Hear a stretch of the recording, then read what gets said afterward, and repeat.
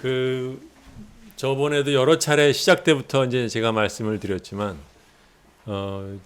요번에 그 당원 의식 조사는 여러 가지 면에서 좀 새로운 시도에 해당됩니다. 이제 첫 번째로는 거의 모든 당원을 상대로 설문을 실시를 했고, 두 번째로는 그 내용을 갖고 여러분한테 공개를 한다라는 것이고요. 그 두 가지 면에서 사실은 이게 말이 그렇죠.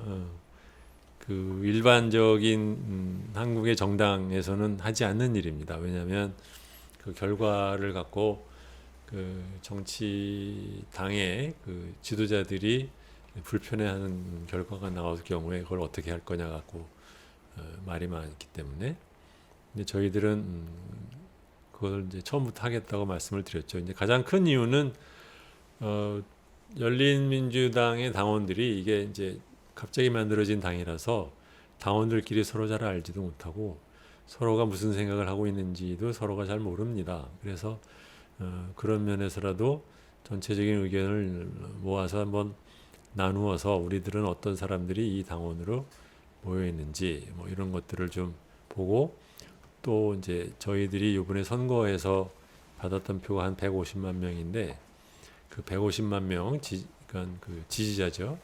지지자와 당원들 사이에서는 또 어떤 또 차이가 있는지, 그다음에 또 일반 또 국민과 저희 당 지지자와 또는 당원들은 어떤 또 차이가 있는 사람들인지, 이런 것들도 한번 보는 것이 좋을 것 같아서 이제 시작을 했습니다. 그런데 이제 저희들이 설문을 설계를 할 때 첫 번째로는 포커스 그룹 인터뷰를 두 차례에 걸쳐서 해서 대강 어떠한 그 당원들의 의식이 어떤 식으로 구성이 되어 있는지에 대한 감을 잡고, 그것에 의한 결과를 토대로 설문을 만들었고, 그 다음에 저희들끼리 이번에 그 설문을 할 때 상당히 그 고민을 했던 것은 샘플을 모아서 할 거냐 아니면 전 당원으로 할 거냐. 전 당원으로 할 경우에 만약에 반응이 높지가 않으면 그러면은 특정한 성격의 열렬 지지자들이 많이 모여가지고 그 사람들의 의견이 지나치게 많이 반영되는 것처럼 보이게 될까봐 그것을 좀 우려를 했는데, 뭐 그럼에도 불구하고 이제 전원한테 하는 걸로 했습니다. 그래서 근데 상당히 많은 거의 한 7천 명에 해당되는 분들이 응답을 해주셔서 소위 표본에 있어서의 편향의 문제는 별로 없는 것 같습니다.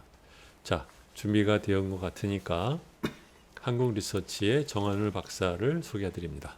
안녕하세요. 네, 안녕하세요. 네. 자기를 좀 소개를 자기가 좀 하시죠. 저는 동아시아 연구원이라는 싱크탱크에서 여론분석센터에서 한 13년 정도 일을 했고요. 여수제라는 또 싱크탱크에서 좀 가까이 얘기를 해드리는 게 좋습니다. 마이크에서. 네. 마이크에 입을 좀 가까이 대십시오. 여수제라는 또 싱크탱크에서 여시제? 예. 네. 거기서 잠깐 있었고 2018년도부터 지금 한국리서치에서 여론분석 전문위원으로 일하고 있습니다. 아, 그래요? 네. 제가 정한울 박사님 성함을 보게 된 게 아마 2015년 그 정도의 한국일보인가에 아마 여론에 대해서 선거 동향인가 여론 동향 뭐 이런 거를 갖다 글을 쓰신 적이 있죠? 네, 그때 좀 한 몇 년간 그랬었나요? 한국일보에서 이제 그 네. 컬럼을 좀 썼었고요. 그때는 어디 계실 때 쓰신 거예요? 그때 15년도가 이제 동아시아 연구원에서 나올 때 그 즈음이고요. 동아시아 연구소라는 게 고려대학교 안에 있는 연구소 아닌가요? 아닙니다. 그러면 독자적인 건가요? 예, 민간 네네. 싱크탱크고요. 외교학자들이 만들어서 네네. 하는데. 네. 근데 이제 거기 여론분석센터가 있었고요. 이제 거기서 이제 뭐 선거조사나 네. 한국의 대외 인식 분야 조사 연구를 좀 집중적으로 했었고요. 그리고 이제 선거 연구는 2006년도부터 그때부터 이제 뭐 패널 조사를 처음으로 해보면서 그때부터 시작을 했고요. 이제 한 14년, 15년 뭐 이 정도 된 것 같습니다. 저는 이제 처음 뵙기는 작년 말부터 KBS에서 시작했던 정치합시다라고 하는 프로그램, 거기에 이제 나오셨죠. 네. 네, 그래가지고 거기서 여러 차례에 걸친 서베이 결과를 갖고 그걸 발표하는 그런 자리에서 그때가 TV에 처음 나오셨었나요? 한 2012년도 선거쯤에 또 한번 조금 나오셨었구나. 뭐 출연을 했었다가 TV에 좀 잘 안 맞는 것 같아서 안 나오다가 이번 같은 경우는 이제 KBS가 저희가 이제 한국리서치가 KBS 출구 조사를 담당했었기 때문에 네, 네. 그 일환으로 이제 그 좀 TV에 나가게 됐습니다. 네. 이번 저희 당 의식 조사 설문 설계부터 네. 쭉 전체적인 걸 맡아 해주셨는데 다 끝나고 나서 보시니까 좀 어떠세요, 기분이?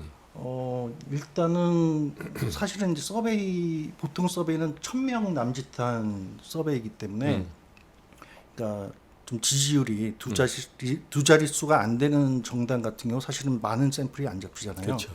그래서 사실은 이렇게 그 지지율이 높지 않은 좀 소수 정당 같은 경우는 그동안에 사실은 분석이나 이런 자료들을 이제 해본 적이 없었고요.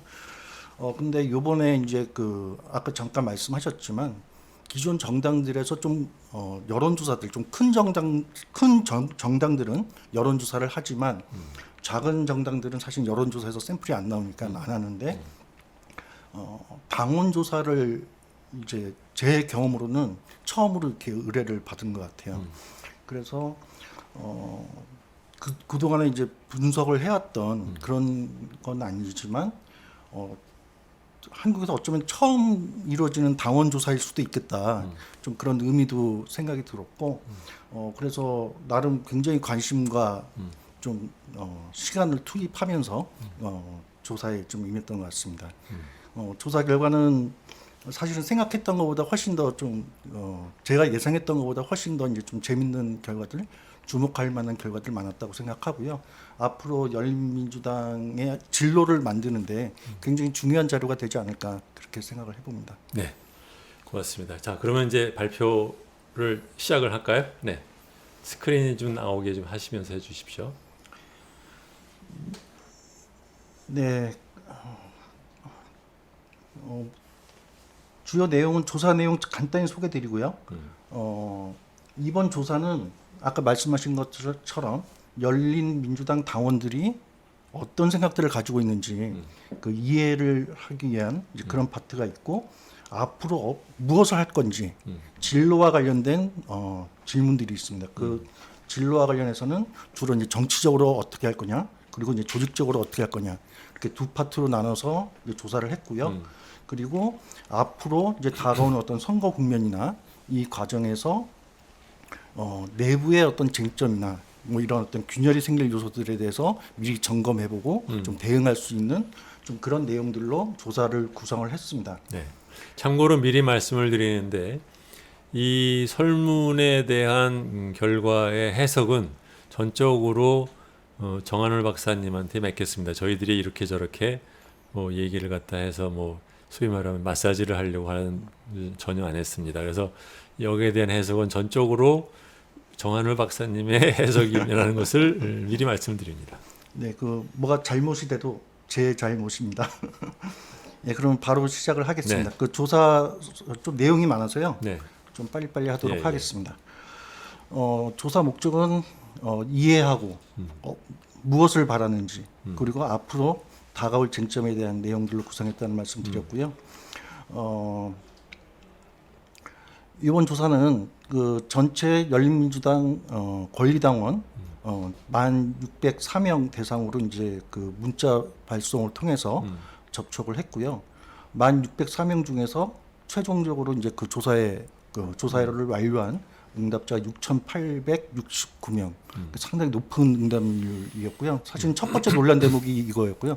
내심으로는 한 절반만 해도 좋겠다 그런 생각을 그렇죠. 했었는데 거의 70% 가까운 놀라운 응답률을 보여주셨고, 그래서 열린민주당 당원분들이 참 당 활동에 대해서 굉장히 관심과 참여욕구가 높구나 알 수 있었습니다. 먼저 그 당원분들 응답자 특성에 대해서는 좀 간단히 소개를 해야 네. 이후 결과들을 해석하는데 참조가 되실 텐데요. 여러분들 이 표 같은 거 나올 때 너무 일일이 다 보려고서 눈 빼지 마세요. 왜냐하면 나중에 다시 그 재방송할 때 프리즈해서 보시면 되니까. 네네. 네. 그래서 뭐 성별로 보면 남자가 좀 많고요. 60%. 그리고 세대별로 보면 40대, 50대가 한 75% 정도 되고요. 거주지로 보면 수도권에 서울이나 경기, 인천 지역에 사시는 분들이 한 60% 정도 네. 되시고 교육 수준을 보면 대졸 이상 분들이 77%. 그리고 뭐 직업별로 보면 사무 전문직이 한 33%, 그리고 무직, 퇴직, 기타 종사자가 한 24%에 좀 많이 분포되어 있고요.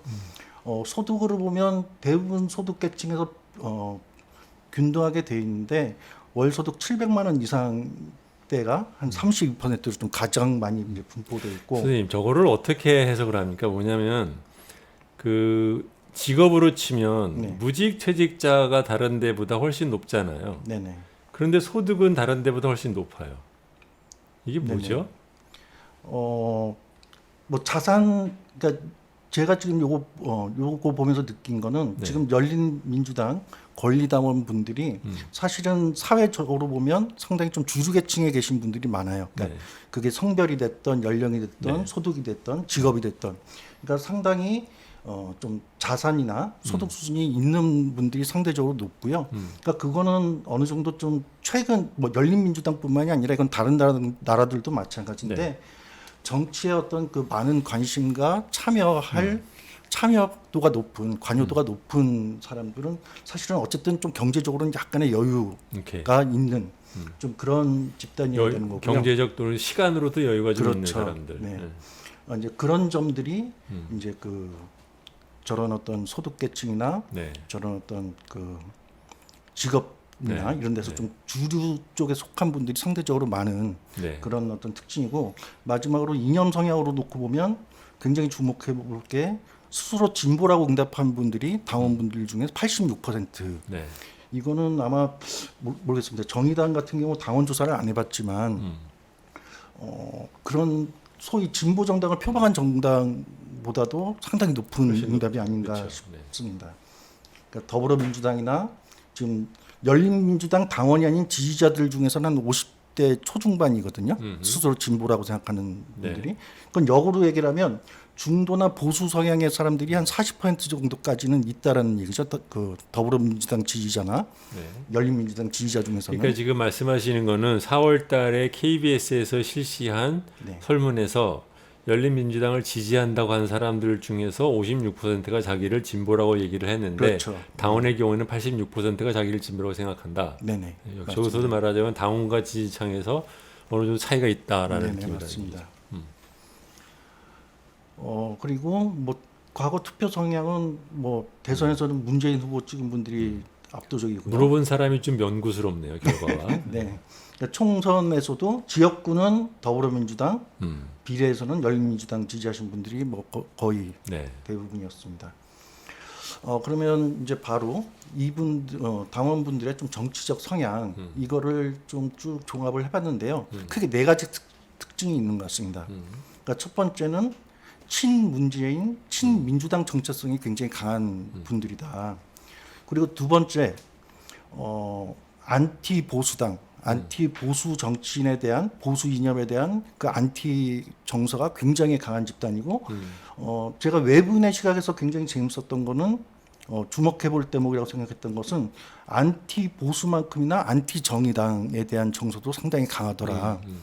그러니까 이게 지금 열린민주당 당원분들의 공통된 어떤 특징 중에 하나로 나타나고 있고요. 그리고 세 번째가 조금 전에 말씀드린 것처럼 스스로 진보라고 생각하는 분들이 압도적이고, 그리고 진보의 강도도 굉장히 강한, 좀 극단적, 굉장히 그 강한 이제 그 이념적 성향들을 가지고 있다는 점이 특징이라고 볼 수 있겠습니다. 여기서는 뭐 간단하게만 체크하고 넘어가도록 하겠습니다. 그러니까 국정평가에서도 전체 여론조사에서는 한 지금 찬반이 팽팽한데요. 뭐 49, 50 이 정도 왔다 갔다 하는데 당원분들은 잘한다는 의견이 98%로 압도적이고요. 이건 열린민주당 지지자, 당원이 아닌 지지자들 중에서는 한 72% 정도거든요. 네. 그러니까 지지자들 중에서는 한 30% 가까이는 좀 못한다, 좀 못하거나 모르겠다 이런 응답들 유보적인. 저기서 말하는 지금 두 번째 말하는 열린민주당 지지자 72%는 최근에 네네. 한국 리서치와 다른 여론 네 기관이 기관이, 공동으로 비용을 부담해서 실시한 설문 조사에서 나온 것보다 그렇다는 얘기죠. 네, 맞습니다. 그리고 더불어민주당은 이제 그 한 88% 더불어민주당 지지자는 88% 정도고요. 오른쪽 그림을 좀 주목해 볼 필요가 있는데 아까 제가 이제 그 어떤 사회 계층적 차이를 말씀을 드렸는데 당원분들의 예. 이분들의 정치적 태도에 그런 사회 계층적인 특성은 사실은 그렇게 크게 좌우되지는 않습니다. 그러니까 뭐 성별 위에 연두색이 이제 당원분들인데 네. 남자 여자나 비율은 차이가 있지만 대통령 큰 평가에서 차이가 차이가 안 난다. 없고요. 네. 세대별로도 아까 구성에서는 40, 50대가 많았지만 20대나 60대 이상이나 거의 이제 압도적으로 이제 그 공통된 지지를 보여줬고 지역적으로도 보통의 경우는 좀 진보 성향이 호남 지역에 많은데 이 당원분들은 지역과 상관없이 이제 그 굉장히 고르게 국정 지지를 보이고 있다. 그러니까 이거는 어떤 이분들의 어떤 정치적 태도가 전 사회 계층적인 어떤 상황에 의해서 좀 영향을 받기보다는 아예 이제 정치적 입장이 같은 그런 동질적인 분들이 각지에서 각 계층에서 모였다 이렇게 보시면 될 것 같습니다. 저기서 오른쪽에 있는 그 오렌지 오른쪽 그림에서의 오렌지 색깔은 누구인가요? 저게 이제 일반 국민. 예, 아까 네. 말씀드렸던 전국 지표조사에서 나왔던 예. 전체 조사죠. 그래서 가령 세대로 보면 전체 유권자들 내에서는 40대가 가장 지지율이 높고 30대, 50대, 20대와 50대가 좀 비슷하고 60대가 네. 가장 나쁜 네. 저런 역유자형 그래프가 나오고요. 전체에서는 그 호남이 확실히 지역이? 지지율이 높죠. 그리고 이제 수도권, 충청 네. 여기가 이제 좀 스윙 지역 반반 균형을 이루고 있고 영남 지역이 지금은 이제 좀 부정적으로 내려가 있는. 알겠습니다. 이게 세부 정책에서도 총괄적인 국정평가뿐만이 아니라 세부 의제에 대해서도 이제 그 대통령의 어떤 핵심 의제에 대해서 강한 지지를 보여주고 있고요. 뭐 코로나 방역, 뭐 두 전직 대통령 구속은 말할 것도 없고, 조국 법무부 장관 뭐 임명이라든지 논란이 됐던 최저임금 인상, 대체로 재밌는 게 신고리 공사 재개한 거 말고는 과반을 훌쩍 넘는 분들이 잘했다 평가를 하고 있고. 그러니까 저희 당 당원들은 신고리 원전을 공사하는 것을 제기하지 말았어야 된다라고 생각하는 그렇죠. 사람이 70%다는 얘기죠. 그렇죠. 네, 네. 그러니까 그거 말고는 나머지 그 이슈들에 대해서 압도적인 지지고. 네. 근데 이게 이제 그 오른쪽 그림하고 비교해 볼 게 이게 일반 국민 서베이하고는 상당한 온도 차이가 확인이 된다는 네. 거죠. 그러니까 코로나 방역이나 두 전직 대통령에 대한 구속에 대해서는 지지가 높지만 아랫부분, 그러니까 대북 정책이라든지 부동산 정책이라든지 조국 법무부 장관 임명 이런 것들은 사실은 당원분들은 굉장히 압도적으로 잘했다고 했던 파트지만 부분이지만 전체 일반 국민 여론에서는 상당히 부정적인. 저거는 선거 후에 시사인에서 했던 조사 네, 맞습니다. 결과예요. 선거 끝나고 시사인하고 저희가 이제 함께했던 총선 사후 조사 결과고요. 네, 그러니까 같은 항목들을 비교해 보면 코로나 방역과 기존 전직 대통령에 대해서 문책한 것을 제외하면 나머지 부분에서는 당원분들의 어떤 시각과 전체 여론 사이에는 상당한 좀 괴리가 있다. 요거는 확인해 둘 필요가 있을 것 같고요. 그리고 이런 어떤 평가, 인지적인 평가뿐만이 아니라 정서적인 차원에서도 굉장히 강한 민주당 정체성을 보여주고 있다. 그래서 전직 대통령 호감돼서 노무현 지금 현직 대통령인 문재인 대통령에 대한 호감도가 매우 호감이 있다는 게 90%로 압도적이고요. 김대중 대통령 전 대통령에 대해서는 약간 이제 좀 강도가 약한 전체적으로 호감이 있고 박정희 전 대통령에 대해서는 매우 비호감이라는 의견이 80%. 네. 그러니까 친민주당 리더에 대한 굉장히 강한 심리적 애착을 보여주고 있고 보수 쪽의 어떤 그 리더에 대한 굉장히 강한 반감을 가지고 있는 그런 특징이 이제 정서적인 차원에서도 확인이 되고 뭐 이 부분은 간단히 넘어갈 텐데 지금 이런 어떤 좀 기본적인 어떤 정치적 태도, 국정 평가라든지 대통령에 대한 평가 이런 것들을 보면 당원분들은 굉장히 압도적인 지지를 보인 것에 비해서 저 그래프처럼 사실은 여론의 변동은 상당히 부침이 있었거든요. 네. 그래서 그 아까 말씀드린 것처럼 남북 정상회담이나 초기에 이런 것들은 굉장히 이제 극정 지지를 끌어올리는 대부분의 많은 국민들이 지지를 했었지만 이후에 뭐 소득주도 성장이라든지 조국 장관 임명 국면 뭐 이런 과정에서는 사실 여론에서는 이제 그 좀 부정적인 여론이 많았던 네.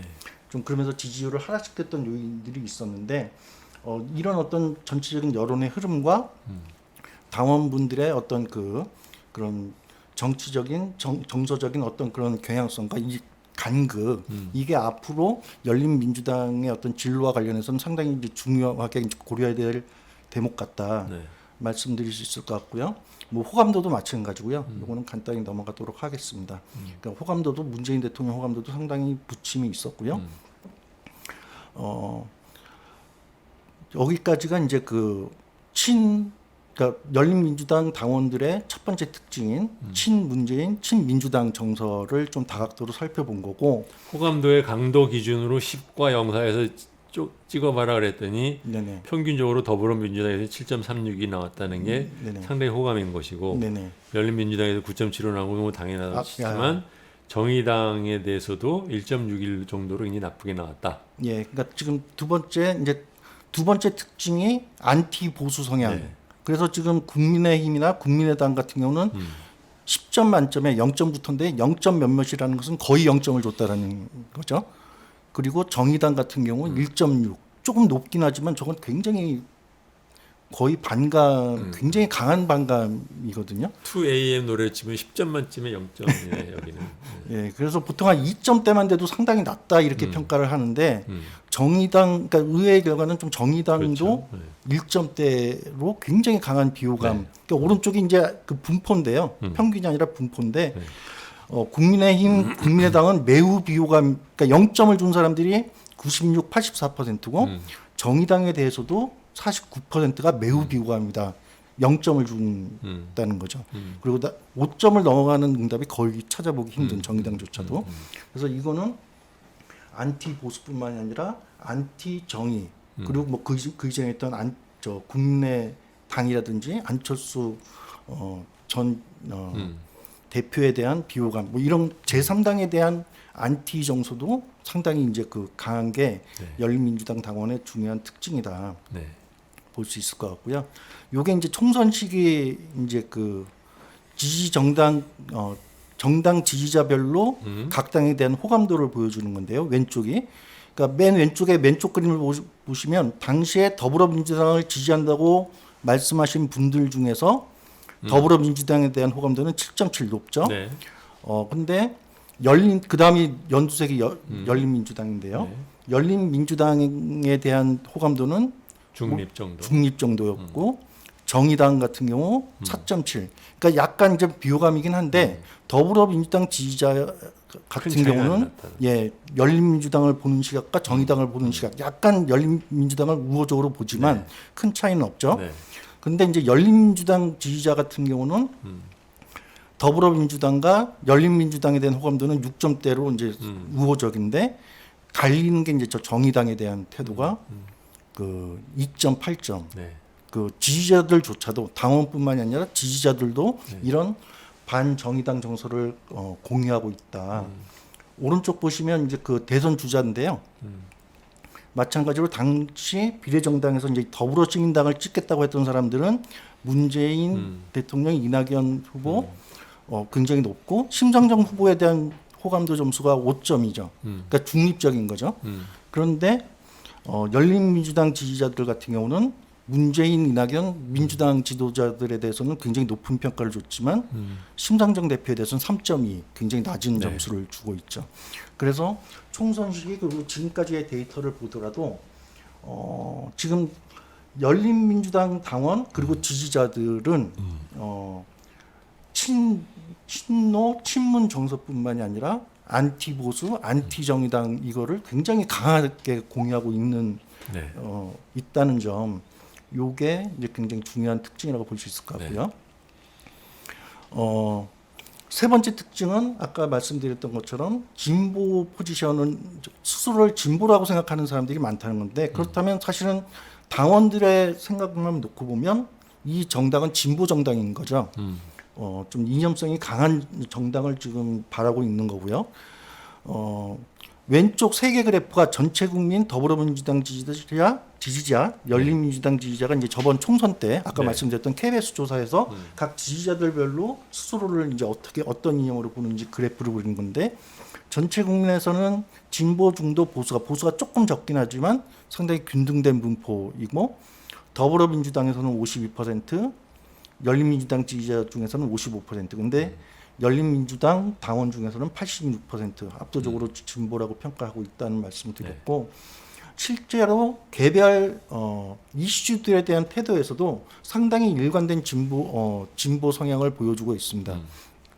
그래서 적폐청산대 통합, 개혁대 안정 이 부분에 대해서 97, 95%가 적폐청산과 개혁이 우선이라고 생각하고 있고요. 그리고 안보 쪽에서 남북 관계와 뭐 한미 동맹 그리고 일본에 대한 태도 이런 차원에서 보면 남북 관계를 한미 동맹이나 이런 것에 비해서 중요하게 생각하고 관계 정책보다는 좀 화해와 교류 정책 이런 노선을 선호하고 있고요. 일본의 태도 변화가 있기 전까지는 민간 교류도 좀 자제해야 된다. 좀 굉장히 강한 어떤 일본에 대한 대응 입장을 선호하고 있고요.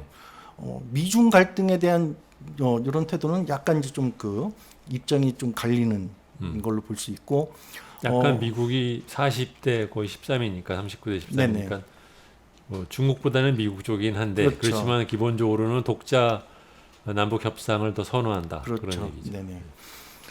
그리고 이제 그 밑에가 이제 좀 경제 관련인데, 그러니까 특히 문재인 대통령이 좀 야심차게 했던 공공 일자리 확대, 그리고 이제 좀 진보의 아젠다라고 할 수 있는 보편 복지, 성장대 복지에서 성장 우선, 시장에 대한 정부의 강한 규제 이런 것에 대해서 압도적인 지지를 보였고요. 그리고 요거는 최근에 떠오르는 이슈인데 이제 난민들을 수용할 거냐 이런 부분에서도 굉장히 이제 강한 수용해야 된다 인권 보장을 위해서. 그래서 맨 마지막에 개인의 자유 보장이 우선이냐 사회적 질서 유지가 이건 좀 우선이냐. 설명하기 되게 어렵네요. 네네. 근데 이거는 최근 전체 여론에서는 일관되게 나타났던 현상이고요. 아 그래요? 네네. 그러니까 특히 예전에 저게 세대 차이가 굉장히 많았던 이슈거든요. 그래서 젊은 세대는 개인의 자유 보장이 우선이다. 그렇죠. 그리고 이제 좀 고연령층 같은 경우 사회적 질서 유지가 우선이다. 이런 여론이 많았었는데 저게 좀 경제적인 상황 그리고 좀 안보 상황, 그러니까 이런 어떤 불안감이 커지면 혼란적인 특히 경제가 어렵고 이럴 때 좀 안정을 좀 선호하는 이런 게 많이 커지고 그러니까 그 부분에서는 열린민주당 당원분들도 마찬가지인 것 같고요. 그래서 저 이슈만 제외를 하면 사실은 개별 사안에 대해서도 굉장히 일관된 진보성을 보여주고 있다. 이렇게 볼 수 있을 것 같고요. 근데 여기서도 이념적 포지션에서도 일반 국민과의 여론 분포에서는 좀 차이가 있습니다. 가령 개혁과 안정 이렇게 놓고 볼 때 지금 일반 국민들 내에서는 사실은 좀 안정 희구 심리가 지금 작동을 하고 있는 상황이거든요. 네. 경제와 안보 요인이 좀 크기 때문에 네. 그리고 이제 적폐청산과 국민통합에 대해서는 사실은 약간 이제 국민통합 우선의 어떤 그런 여론들이 있었고 그리고 성장 복지에 대해서는 약간 복지를 우선해야 된다는 입장이 많지만 좀 팽팽한 이런 상황이고요. 남북 관계와 동맹에 대해서도 사실은 좀 찬반이 엇갈리는 여론이고요.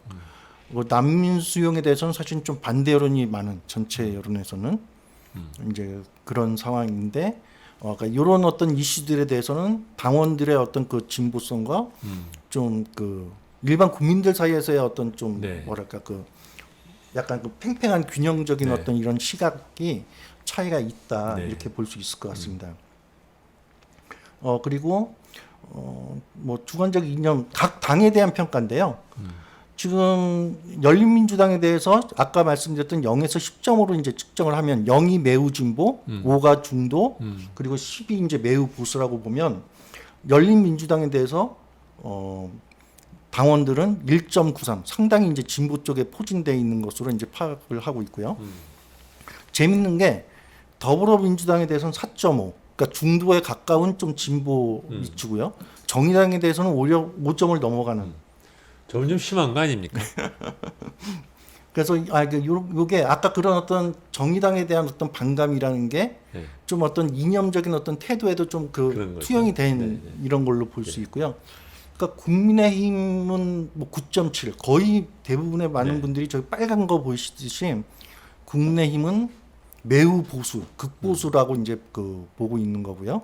국민의당도 상당히 이제 그 일반 국민들은 국민의당을 사실 좀 중간 정도 있는 정당으로 보거든요. 네. 그런데 국민의당을 상당히 이제 보수적인 이런 정당으로 보고 있고요. 양당에 대한 태도만 놓고 보면, 그러니까 열린민주당 당원들은 더불어민주당도 중도적이고 정의당도 좀 중도에 가깝고 네. 열린민주당이 굉장히 강한 진보 네. 뭐 이런 어떤 인식을 가지고 있는 거에 비해서 지금 이 그림은 전체 국민들이 2006년도부터 양당에 대해서 이제 그 이념적 포지션을 찍었던 위치인데요. 정의당까지 포함해서 사실은 2006년도만 하더라도 당시에 한나라당과 열린민주당의 어떤 이념적 그러니까 당시 열린민주당은 거의 5점에 가까운 네. 중도 진보적인 위치고 그러네요. 그런데 이게 시간이 갈수록 계속 벌어져 왔던 거죠. 국민들이 각 당에 대한 평가가 저렇게 더 훨씬 벌어졌다. 네네. 네. 그러니까 각 당의 이념적 성격들이 더 훨씬 더 강해져 온 것으로 이념적 네. 양극화가 진행되어 온 것으로 보고 있다는 걸 보여주는 거죠. 그래서 그러네요. 이번 총선 끝나고 조사했을 때 미래통합당에 대해서는 7.8까지 올라갔고요. 10점이 이제 매우 보수. 네. 저 라벨이 잘못 붙었는데요. 그러니까 상당히 이제 보수 위치라고 보고 있고 더불어민주당이 한 3.2까지 내려와 있거든요. 그때 조사에서 정의당이 3.1이거든요. 그러니까 둘 다 상당히 이제 좀 진보 성격이 강한. 네. 그러니까 일반 국민들의 시각에서는 더불어민주당이나 정의당만 하더라도 상당히 진보적인 정당으로 보여지고 있는데 네. 열린민주당 당원분들의 시각에서는 상당히 이제 중도화돼 있거나 우경화돼 있는 이런 시각차, 그러니까 이런 것들이 이제 볼 수 있는 거고 이건 역으로 얘기하면 일반 국민들 눈에 만약 열린민주당을 네. 봤을 때 일반 국민들 눈에 보면 굉장히 극좌적인 정당으로 비춰질 수도 있겠다. 역으로 생각해 보면 좀 그런 생각이 들고요. 그래서 이렇게 이제 그 열린민주당 당원분들이 스스로 생각하는 어떤 정체성 몇 가지 한 4가지 정도로 살펴봤고 이제 앞으로 뭘 할 거냐와 관련된 조사 결과를 소개해 드릴 텐데요. 여기서는 이제 아무래도 열린민주당이 더불어민주당 지지층에서 이제 그 파생돼 나왔던 정당이고 또 조금 이따 보시겠지만 기본적인 임무를 문재인 정부의 어떤 성공을 바라는 이걸 어떤 기본적인 임무로 생각하시는 분들이 대부분이기 때문에 향후 정치적인 진로에서 가장 큰 이제 그 판단의 어떤 지점은 결국 대통령과 여당과의 관계를 어떻게 풀어나갈 것이냐 이 파트고 그래서 지원을 우선할 것이냐 아니면 독자적인 기반을 구축하는 걸 우선할 것이냐 크게 보면 이런 경로가 있을 거라고 생각하는데 그 부분에 대한 어떤 그 조사 결과고요. 그리고 열린민주당이 지향해야 될 추진해야 될 가치와 어떤 정책적 목표들과 관련된 응답 결과하고요. 그리고 또 그 목표 하에서 세부적으로 추진해야 될 정책들로 어떤 걸 이제 중요하게 생각하는지 그리고 이제 추진 방법과 관련된 내용들 그리고 이제 그 향후 총선이나 재보궐선거에서의 어떤 그 선거 전략 파트 그 내용에 대해서 이제 이 방송 도중에 지금 정 박사님 얼굴이 안 나와요? 네. 네, 안 봐도 되실 것 같습니다. 네, 그래서 첫 번째 대통령과 여당과의 관계에서 두 차원으로 물어봤는데요. 하나는 좀 전략적인 차원에서 당의 기본 임무를 당력을 집중해야 될 어떤 과제를 문재인 정부에 성공해 둘 거냐, 아니면 당 체제 정비와 기반 확대에 집중할 거냐 이렇게 양분형으로 물어봤을 때 문재인 정부 성공에 당력을 집중해야 된다. 그러니까 당의 기본 임무를 문재인 정부의 성공 지원으로 네. 보는 게 본인 입장 74%로 압도적이고요. 그런데 또 다른 차원으로서 근데 실제 당을 운영해 나가는 과정에서 대통령과 정부 여당과 대통령 정부 여당과 열린민주당의 어떤 입장 차가 발생했을 때 네. 그때는 어떻게 할 거냐라고 했을 때 독자적인 목소리를 낼 거냐 아니면 대통령과 여당이 하는 정책이라면 좀 양보하고 무조건 협력할 거냐. 네, 네. 근데 이런 질문에 대해서는 61%가 독자적인 목소리를 내야 된다. 그래서 상당히 이 정부 여당과의 관계에 대한 태도가 1차원적이지 않고 다차원적이라는 걸 좀 생각해 볼 필요가 있고요. 네. 그러니까 그 부분에 대해서는 조금 이따가 좀 자세하게 더 이후 좀 쟁점이 될 만한 어떤 지점을 저게 참 하면서 해석하기가 곤란하네요. 한편으로는 그러니까 75%가 문재인 정부의 성공을 지원하는데 집중해라고 하면서 한편으로는 또 의견이 좀 다르면 당 목소리 내라는 게 또 60%니까. 네네.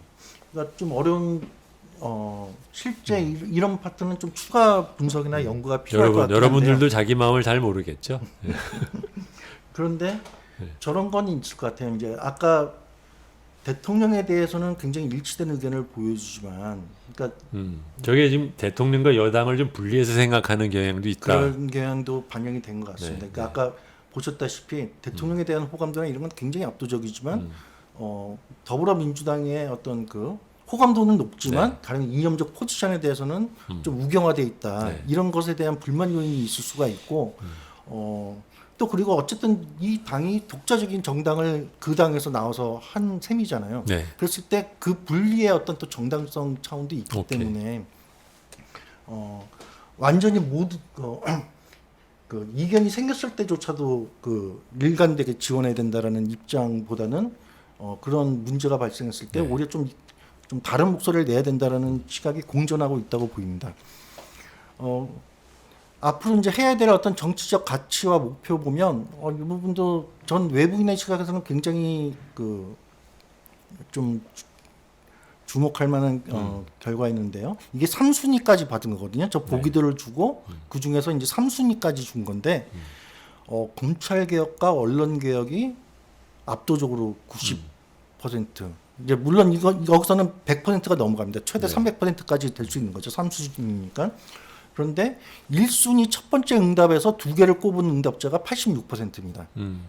그러니까 당원들의 분들의 10명 중 9명은 저 둘 중에 하나를 최고 가치로 생각하고 있고 3순위까지 꼽더라도 검찰과 언론 개혁이고 그러니까 나머지 뭐 남북 관계 개선 공정사회가 그 다음으로 좀 높긴 한데 3순위까지 합한 값이라고 생각을 해보면 사실은 그렇게 높은 거라고 볼 수가 없고요. 그러니까 일반 국민들이 중시하는 뭐 일자리라든지 이런 것들에 대해서는 상당히 후순위로 보고 있는. 그래서 일종의 검찰 개혁과 언론 개혁을 밀어주기 위한 프로젝트 정당처럼 보이는 네. 이제 그런 어떤 결과도 있었고 이건 역으로 얘기하면 이 이외에 어떤 검찰 개혁과 언론 개혁 말고 이외에 어떤 이 당원들이 생각하는 과제들을 만들어 나가고 공유해 나가는 작업이 앞으로 좀 과제가 되지 않을까. 저게 꼭 저걸 하는 것에 관심이 없다라기보다는 우선순위에서 그만큼 그렇죠. 차이가 네, 난다는 그렇긴 하죠. 뜻이겠죠. 네. 그래서 세부 정책별 우선순위를 봐도 지금 이제 최우선 과제다. 그 다음 뭐 중요하긴 하지만 최우선 과제는 네, 아니다. 저거는 이제 네네. 그 줄을 만들어 그 중에서 골라라 했던 거고, 요거는 이제 각각 하나씩 갖다 놓고 네네. 이거를 갖고 네. 우선 순위로 치면 어디에 해당되느냐 물어본 네네. 거죠. 조금 다르네요. 네. 각각 물어본 결과인데, 그러니까 지금 저 오렌지색이 최우선 과제다. 그러니까 굉장히 강하게 중요하게 생각하는 거고요. 연두색이 최우선은 아니지만 그래도 중요한 과제다. 네. 이렇게 두 개 정도가 이제 좀 긍정적인 응답이라고 네. 볼 수 있는데, 저 주황색, 오렌지색을 보면 공수처, 언론사에 대한 징벌적 손해배상제, 가짜 뉴스에 대한 정부의 시정명령제도. 그러니까 아까 봤던 네. 검찰 개혁과 언론 개혁의 네. 과제들, 세부 과제들에 대해서 압도적으로. 그러니까 흥미로운 것은 그 세 가지 다음으로 사립학교법 개정이 72% 높은 거예요. 네. 그러니까 사립학교법도 그러니까 좀 큰 틀에서 보면, 그러니까 지금 열린민주당 당원분들이 아까 그 통합대 뭐 적폐청산 이거로 놓고 볼 때 압도적으로 적폐청산을 네, 네. 선호하잖아요. 근데 검찰 혹은 언론 말고 좀 사립학교가 좀 적폐의 예. 주된 어떤 대상으로 좀 생각해왔던, 그러니까 예전 참여정부 때도 이제 그 4대 학법 개혁 때 이제 사립학교법 개정안이 있었던 것처럼 그 연장선에서 생각하는 것이 아닌가. 그래서 적폐청산과 관련된 이슈들을 최우선으로 생각하는 사람들이 열린민주당의 당원들이다. 그리고 이제 조금 이제 그 이후 정책적인 영역을 넓혀 나가는 데서 좀 주목해 볼 대목은 역시 이제 그 다주택자에 대한 종부세 인상이라든지 신재생 에너지, 네. 그러니까 에너지나 환경 쪽에 대해서는 상당히 좀 열린민주당 당원분들이 적극적인. 예, 좀 적극적인 게 있는 것 같아요. 근데 일단 우선은 하여간 그 검찰 개혁과 네. 언론 개혁에 힘써라 이런 메시지지만 네. 이후에 차후의 어떤 과제로서 저쪽 영역에 대한 저쪽 영역들이 에너지나 이런 어떤 종부세 뭐 그 소득 형평성을 높이는 뭐 부동산 문제와 관련된 이런 것들이 좀 다음 순위의 좀 관심사가 아닐까 네. 좀 짐작해 볼 수 있는 대한 것들이고요. 나머지 분들은 조금 이제 우선순위가 좀 떨어지는 것으로 보고 있습니다. 네. 그리고 이제 이런 어떤 과제를 추진하는 방식에 대해서 그러니까 이 부분도 이제 좀 나중에 이제 좀 당원분들이나 당 지도부에서 상당히 좀 깊게 고민해 봐야 될 대목인 것 같은데요. 어쩌면 딜레마로 작용할 수도 있는 대목이라고 생각이 드는데 그렇죠. 대중성이 약해져도 이념적 선명성을 유지해야 되느냐, 이념적 선명성이 약해져도 대중적 기반을 확대되느냐, 선명성과 대중성 이 두 개의 축으로 이제 좀 선택하게 했을 때 이념적 선명성을 유지해야 된다. 이게 74% 압도적이었고요. 그리고 그 검찰 개혁에 대한 성과가 날 때까지 집중해야 되느냐, 아니면 다른 이슈를 발굴해야 되느냐라고 했을 때 검찰 개혁 성과에 집중해야 된다는 게 88%. 그러니까 앞에서 봤던 결과하고 굉장히 일맥상통하고요. 그리고 최근에도 좀 당내에서 논란이 됐던 거로 알고 있는데 그런 당론 채택에 대해서 당론 채택을 통해서 단일한 목소리를 내는 걸 우선으로 볼 거냐, 아니면 당론 채택을 통해서 좀 다양한 목소리가 제약되는 걸 피하는 쪽으로 해야 되느냐라고 할 때 좀 압도적으로 일단 단일한 목소리를 내야 된다. 이런 입장이 컸고요. 당론과 다른 입장은 표명해야 되느냐, 아니면 표명할 수 있어야 되느냐. 여기서도 압도적으로 표명하지 말아야 된다. 그러니까 좀 이런 경향들은 사실은 이제 이념성이 강한 소수 정당에서 많이 나타나는 특성들이긴 하죠. 그러니까 이념적으로 굉장히 이제 강하게 그렇죠. 자기 목소리를 단일한 목소리를 내는. 그러니까 아까 말씀하신 거랑 이제 연결해서 보면은 저게 딜레마가 될 수 있는 게 당원들은 특정한 당론을 뭐 하나 만들어 가지고 그것만 우린 집중하자라고 얘기를 하면은 자기들끼리는 이제 신날지 모르지만 네. 그래서는 이제 대중성을 얻을 수 없기 때문에 당세를 확대할 수도 없고 나중에 선거되었을 때 국회의원 숫자를 늘리기도 어렵다고 하면 그럼 뭐냐 이제 이런 고민이 된다는 그런 그렇죠. 얘기인 거죠. 네, 네. 네.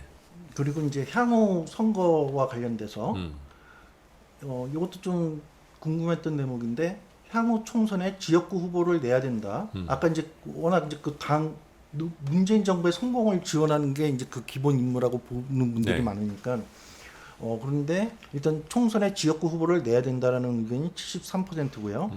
내년 서울과 부산시장 보궐선거에서도 후보를 내야 된다는 입장이 66%로 다수. 조금 떨어지긴 하죠. 네. 그런데 이런 출마를 한다고 할 때 후보 단일화를 해야 된다는 의견이 오른쪽 그림 보시면 82%입니다. 어디를 보는? 오른쪽 표 네. 이제 전체 예, 합한 걸 예. 보면 81.8%가 후보는 내대 단일화는 해야 된다라는 거고요. 단일화를 하지 말아야 된다라는 게 끝까지 이제 독자 노선을 가야 된다는 입장이겠죠. 음. 저게 한 12.4%, 모르겠다는 게 한 6% 정도. 근데 결국 아까 이제 단일 후보를 보궐선거에서 후보를 내지 말아야 된다라고 응답했던 사람들 같은 경우는 후보 단일화를 해야 된다는 의견이 94%거든요. 그러니까 이거는 결국 처음에 내년 선거에 후보를 낼까 말까 해서 내지 말자고 했던 사람들의 걱정은 후보가 난립해서 이제 뭐 분산한다든지 표가 분산되는 좀 그런 것에 대한 우려가 있었다라는 걸 보여주는 것 같아요. 이 반대할수록 단일화를 해야 된다는 게 높고 후보를 내야 된다는 입장에서도 단일화를 해야 된다는 게 다수 여론이긴 하지만 상대적으로 좀 떨어지는 거 봐서는 저게 잘못하면 네가 가라 하와이 꼴이 될 수 있어. 그쵸? 네. 뭐 네가 출마는 해. 근데 단일화를 해가지고 네. 가라 그러면은 그러니까 이게 특히 이제 그 다수제 선거제도 하에서 사실은 소수 정당이 그 굉장히 이제 고민이죠. 압박을 받을 네. 수 있는 요인이죠. 그런 거죠. 예, 그래서 향후 선거 전략까지 네. 이제 어떻게 생각하는지 살펴봤고요. 그럼 이제 조직적인 과제와 관련돼서 조사했던 내용들을 이제 소개를 해드리겠습니다. 일단 과제를 도출하기 위해서 일단 현재까지의 만족도 평가들을 해봤는데요.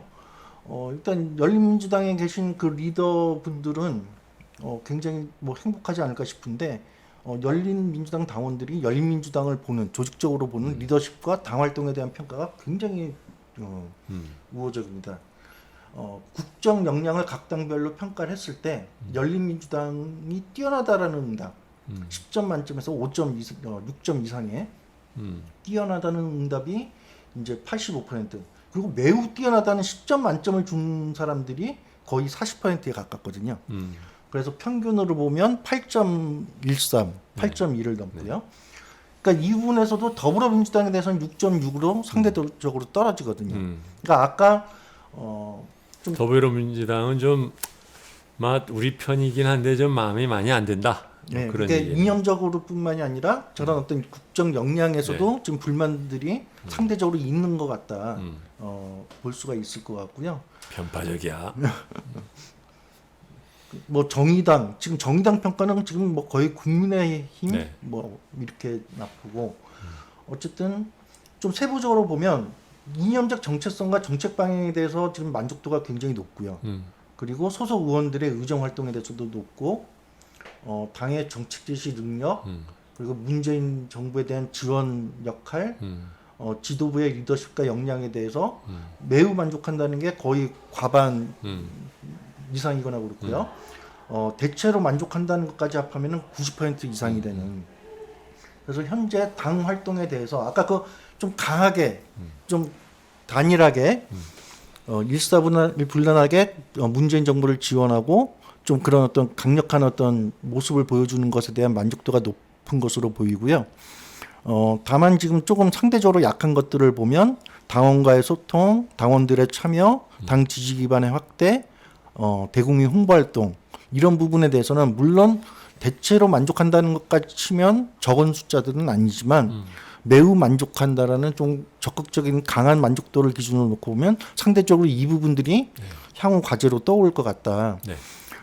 말씀드릴 수 있을 것 같고 그러나 전체적으로 리더십이나 활동에 대해서 만족도가 높은 것과 연동해서 실제로 당원분들의 당에 대한 어떤 자부심이나 기대감, 관심도 그리고 어떤 주변에 대한 뭐 지지, 권유, 참여 의사로 놓고 보면 상당히 강한 조직 몰입도 네. 관여도를 지금 보여주는 네. 현상이고 그러니까 이분들이 앞으로 열린민주당의 진로와 관련해서는 굉장히 중요한 역할을 스스로도 할 의사와 그런 생각들이 있어 보이고요. 근데 그 참여의 어떤 그 폭은 조금 이제 그 온도 차이가 있습니다. 네. 당원 투표라든지 당원 확대를 위한 역할, 후원금 모금 이런 것에 대해서는 과반 이상이 적극적으로 하겠다. 반드시 하거나 적극 참여하겠다 이렇게 답을 했고 그 다음에 좀 뭔가 조직적으로 개입을 해서 책임이 따른 영역들에 대해서는 아무래도 좀 참여 의사가 네. 좀 약해지는. 지역구 지역위원회가 약해서 더 네. 저렇죠. 네. 그러니까 통로가 없었던 것도 있고, 그렇죠. 예, 전국 정당으로 치면은 네네. 참여하기도 어려우니까. 네. 네, 그러나 어쨌든 당원 투표뿐만이 아니라 당원 확대를 위해서 자기가 노력하겠다, 네. 후원금을 내겠다, 그렇죠. 이런 것들은 굉장히 높은 거죠, 굉장히 저는 사실은 보면은. 높은 응답이라고 볼 수 있습니다. 그래서 이제 앞으로 열린민주당이 집중해야 될 조직 과제에서 그러니까 당원 확대, 지금 말씀하셨던 지역 조직 구축, 뭐 선거제도 개혁은 저건 좀 약간 네. 결이 다르고 독자적인 정체성과 존립군과 마련, 직권 비선과 노선, 이런 것들에 대한 특히 이제 당원 확대와 지역 조직 구축, 그러니까 정상적인 어떤 정당 조직으로서 좀 갖춰 나가는.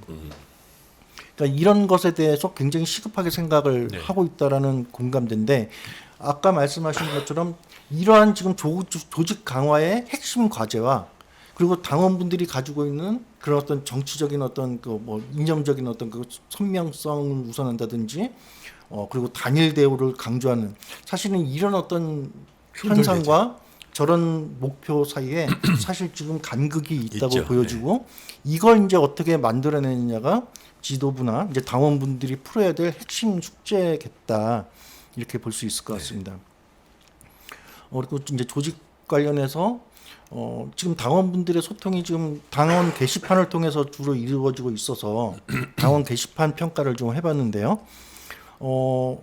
당원 게시판에 대한 평가도 상당히 좋더라고요. 그러니까 굉장히 강한 분들이 모여 있어서 좀 어떤 뭐 서로 이게 좀 격렬하게 지금 요즘 최근 SNS의 모습처럼 좀 그런 게 있지 않을까 싶었는데 당원들이 당의 입장과 활동을 이해하는데 큰 도움이 된다는 게 67%, 당 지도부가 잘 수렴하고 있다는 게 61%, 그리고 전 주목했던 게 이건데 이 부분이 사실은 굉장히 좀 뭔가 부정적인 게 많지 않을까 생각을 했었는데 생각이 다른 당원들의 생각이나 입장을 서로 존중하는 분위기다. 58% 상당히 괜찮은 편이고요. 뭐 전체 당원의 의견을 고루 반영하고 있다. 이게 과반을 넘고 전체적으로 긍정적인데 주목할 대목은 지금 카페에 가입하고 있는 사람들과 지금 가입하고 있지 않은 사람들 구분을 해보면 사실은 가입했다고 응답한 사람들한테서 평가들이 훨씬 좋다는 거죠.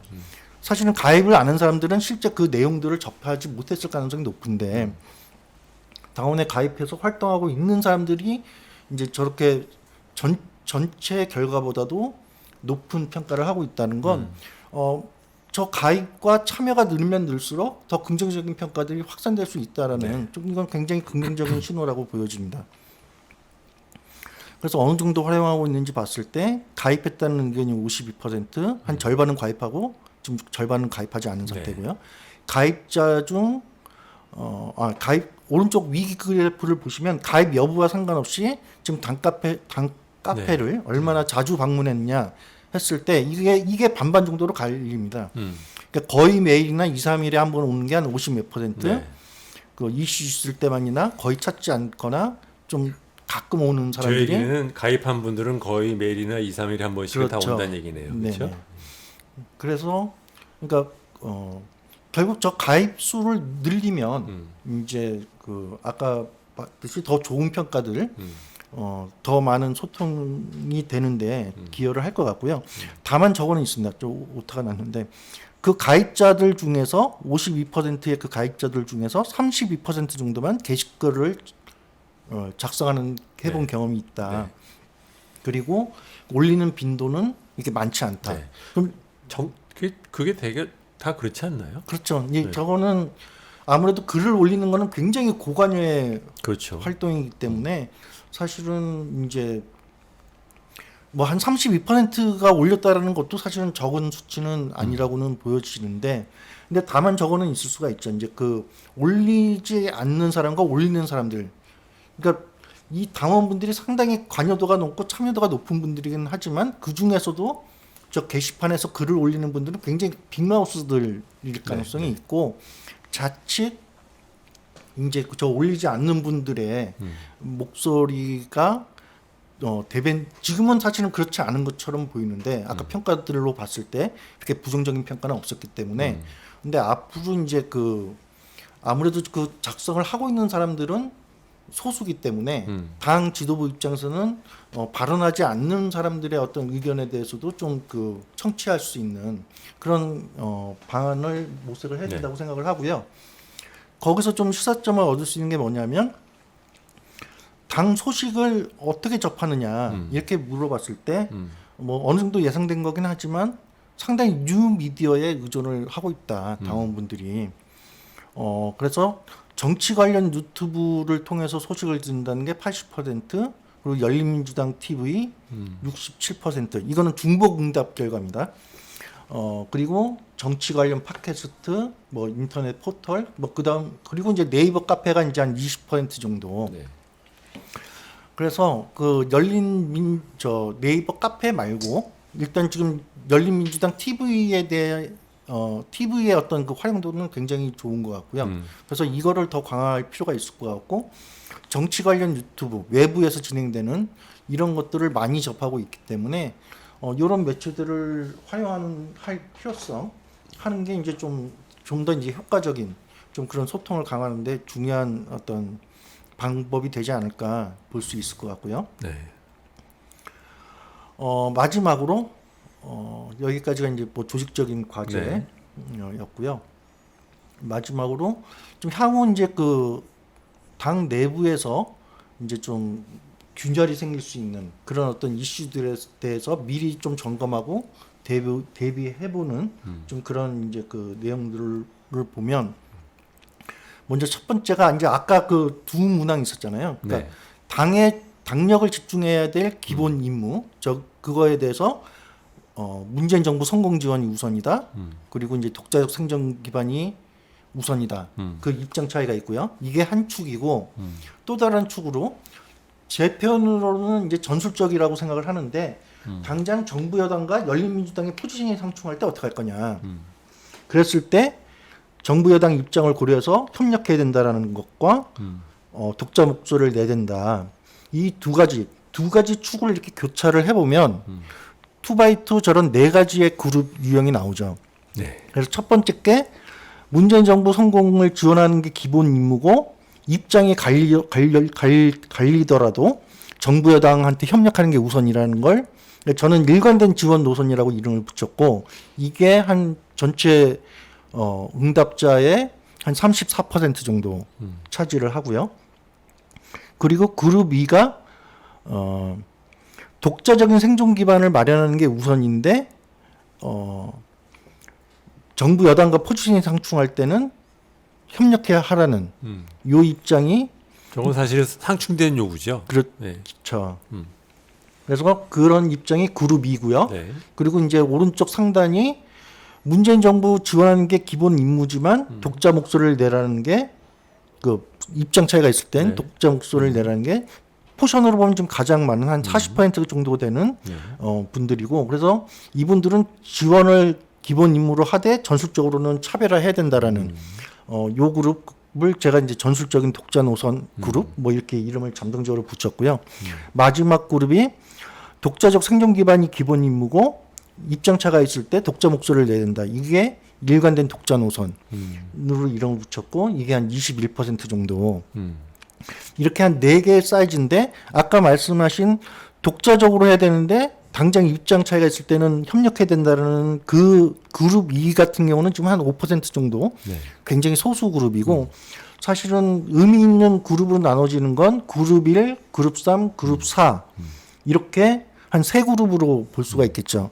기본적으로는 그룹 1과 그룹 4가 이제 그 정면 이제 배치되는 입장이고, 그룹 3이 전략적으로는 문재인 정부의 성공을 지원하되 독자적으로 자기 목소리를 내야 된다라는 이 입장이 양쪽의 어떤 그 이중적 양면적인 어떤 성격을 가진 입장인데, 결국은 저 그룹 3이 그룹 4와 연결되는 쟁점이 그어지느냐, 아니면 그룹 1과 연결되는 쟁점이 그어지느냐. 그러니까 앞으로 이후 진로와 관련해서 세로로 이렇게 축이 거질 거냐, 아니면 이제 쟁점의 축이 가로로 거질 거냐에 따라서 상당히 이제 그 여론의 분포가 달라질 수 있다라는 점. 그래서 전체적으로 이러한 3그룹 정도의 인식 차이가 공존하고 있다 보시면 될 것 같고요. 네. 뭐 내부 차이는 뭐 세대별, 지역별로 통계적으로는 의미 있는 차이로 나오는데 뭐 순위가 바뀌고 그러지는 않기 때문에 네. 뭐 보시면 될 것 같고 넘어가시면 될 것 같고 확실히 그러니까 이 네 가지 유형별로 후보 선거에서 후보를 내는 것에 대한 입장 차이는 강도 차이가 있고요. 이제 두 가지 설문이 나온 거를 갖다 이렇게 컴바인. 네, 그렇죠. 그래서 네 개 네, 유형으로 네, 네. 다시 코딩을 해서 이 사람들이 내년 보궐선거에서 후보를 내야 된다고 보는지 아닌지를 네. 이제 교차를 해본 건데요. 역시 이제 좀 그 일관된 지원 노선을 갖고 있는 사람들일수록 좀 후보를 내지 말아야 된다는 여론이 상대적으로 네. 높고요. 독자적인 걸 해야 된다라고 본 분들이 아무래도 이제 후보를 네. 내야 된다는 여론이 많죠. 그리고 독자적인 어떤 입장을 취할수록 단일화에 대해서 상대적으로 좀 미온적인 네. 뭐 이런 경향들이 약간 보이고요. 그러나 당연히 그렇겠죠. 예. 네. 그렇긴 한데 그래도 다수 차이가 여론에서는 이제 사실은 입장 차이가 없는 후보와 관련돼서는요. 이런 거고 계속 그 발표하면서 말씀을 드렸지만 결국 당원들의 당심과 민심의 어떤 그 차이.